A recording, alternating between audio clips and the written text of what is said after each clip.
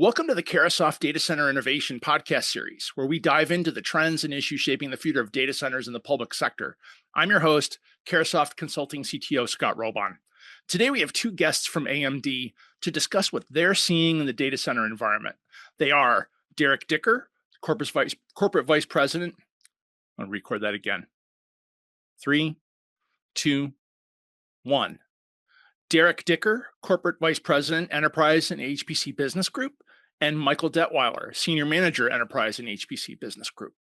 We'll touch on data center modernization, how supply chain diversity and security impact the data center, the development of open standards for the data center today, the emergence of neo-cloud providers, and other related topics.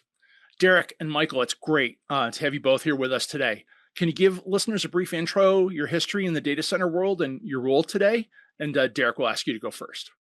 Fantastic. First off, Scott, thank you so much for having us here with you today. As you suggested, I'm with AMD, responsible for the EPIC portion of our business, and specifically in the enterprise and HPC space. In terms of background, I've been in the industry for a little more than 25 years, spanning large-scale companies like Intel, mid-cap semiconductor companies that have since been acquired, like Integrated Device Technology and PMC Sierra, and most recently, before joining AMD, at Micron in their storage business unit. Very good. Michael? Yeah, again, thanks for having us. I have actually been at AMD for 24 years now, doing specifically server-related activities for over 15 of those years. So roles varying from inbound and outbound product marketing to working closely with our OEMs to drive the right designs to helping drive the sell-out of our technology into end users across the enterprise and HPC and service provider space.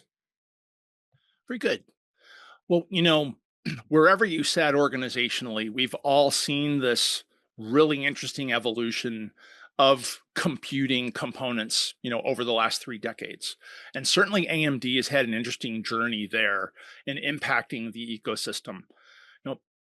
Derek, you want to take us through a little bit of that transformation, and Michael, you fill in where that's important given your relative time at AMD? Yeah, first off, fantastic question and an amazing story. And Michael, I would love to have fill in some of this, only because he's been here to see a bunch of it. What I would maybe do is just highlight the fact the company is approximately 55 years old, but for the purposes of this discussion, we'll just talk about the last decade. Dr. Lisa Su came in as the CEO of the company, and if you look at the trajectory of the business in general, just an incredible set of accomplishments that have occurred. Specifically in the data center, there was essentially an exit from the server CPU space with Opteron and a period of time where the company was revisiting how to re-enter into the space. And EPIC itself was introduced into the industry as an alternative. The industry definitely was seeking choice.